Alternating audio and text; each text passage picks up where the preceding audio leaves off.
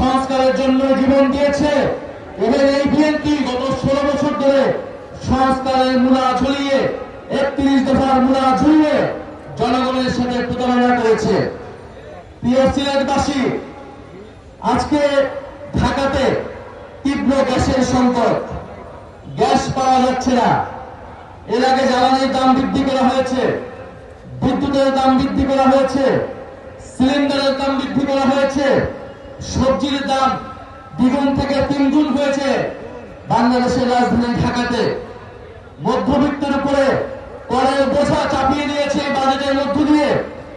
দেশের মানুষের যে অর্থনৈতিক সংকট, সেই সংকট থেকে উত্তরণের জন্য আন্তর্জাতিক যে সহযোগিতা প্রয়োজন, সেই সহযোগিতা সরকার পাচ্ছে না, কারণ সরকার সংস্কার করবে না।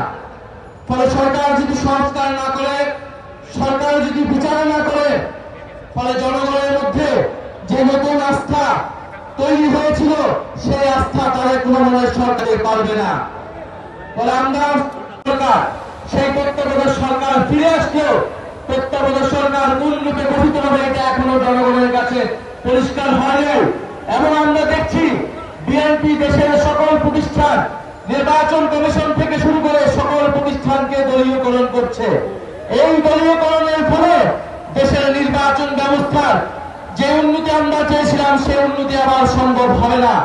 আগামী স্থানীয় সরকার নির্বাচনের আগে নির্বাচন কমিশন সংস্কার করে পুনর্গঠন করতে হবে, অথবা এই নির্বাচন কমিশনারদেরকে পদত্যাগ করতে হবে।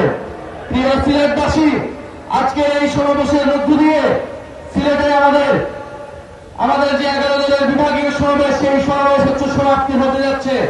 ঢাকার পরবর্তীতে মহাসমাবেশ অনুষ্ঠিত হবে এবং সেই মহাসমাবেশ থেকে আমাদের বৃহত্তর গণ আন্দোলনের ডাক আসবে। আমরা স্পষ্টভাবে বলেছি, এই সরকারকে আমাদের পক্ষে আর সহযোগিতা করা সম্ভব হবে না যদি তারা কোনোভাবে গণনা বাস্তবায়ন করে।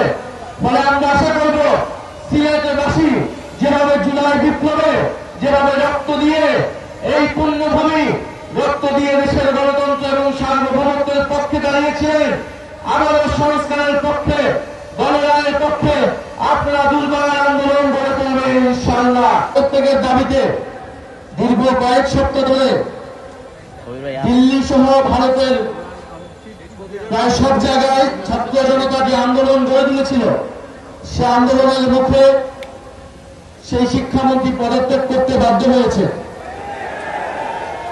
আমরা বাংলাদেশের ছাত্র জনতার পক্ষ থেকে, জুলাই বিপ্লবীদের পক্ষ থেকে ভারতের আন্দোলনরত ছাত্র তরুণদেরকে সাধুবাদ জানাই, আন্তরিক শুভেচ্ছা জানাই। আমরা মনে করি দেশ থেকে দেশে এই যে তরুণদের উত্থান, তরুণরা জেগে উঠছে, রাজপথে অন্যায় বৈষম্য বিরুদ্ধে কথা বলছে, এটা জুলাই বিপ্লবের ধারাবাহিকতা। জুলাই বিপ্লব দেশ থেকে দেশে ছড়িয়ে যাচ্ছে, কিন্তু দুঃখের বিষয় জুলাই বিপ্লবের পরে দক্ষিণ এশিয়া সহ সকল দেশের সরকার তার ছাত্রদের, তরুণদের এবং জনগণকে ভয় পাওয়া শুরু করছে, তারা সতর্ক হচ্ছে। কিন্তু দুঃখের বিষয় আমাদের দেশের সরকার ঠিক উল্টো পথে যাচ্ছে।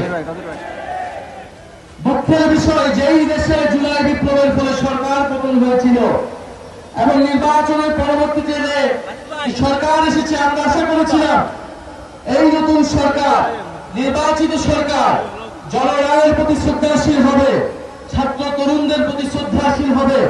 কিন্তু আমরা দেখলাম যে জনগণের রায়কে তারা ক্ষমতায় এসেই অবজ্ঞা করা শুরু করেছে।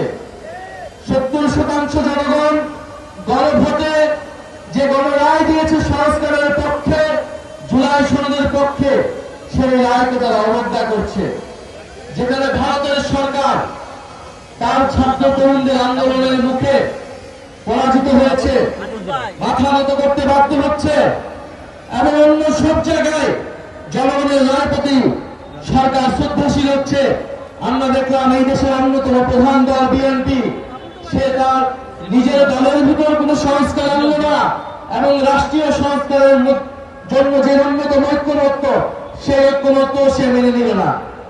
যদি সে এই প্রতিঘাতে, যদি সে জুলাই বিপ্লবকে ভুলে যায়, এদেশে ছাত্র তরুণদের আন্দোলনকে ভুলে যায়, যদি এদেশের 1400 মানুষের আত্মত্যাগকে ভুলে যায়, তাহলে তার পরিণতি বিএনপি এবং তারেক রহমানের সরকারকে ভোগ করতে হবে। প্রিয় সিলেটবাসী, সংস্কার বনাম সংশোধন এই বিতর্ক নতুন করে শুরু হয়েছে দেশে, করে যেতে পারবে না। তারেক রহমানকে সিদ্ধান্ত নিতে হবে, তিনি কি 5 বছর নির্বাচিত ভাবে ক্ষমতায় থাকতে চান, নাকি শেখ হাসিনা সহ পৃথিবীর অন্যান্য জায়গায় যে করুণ পরিণতি হচ্ছে জনগণের রায়কে অবদ্ধ করার জন্য, সেই পরিণতি তিনি ভোগ করতে চান। সিদ্ধান্ত তারেক রহমানকে নিতে হবে। ইনশাআল্লাহ দেখা হবে বিজয়ের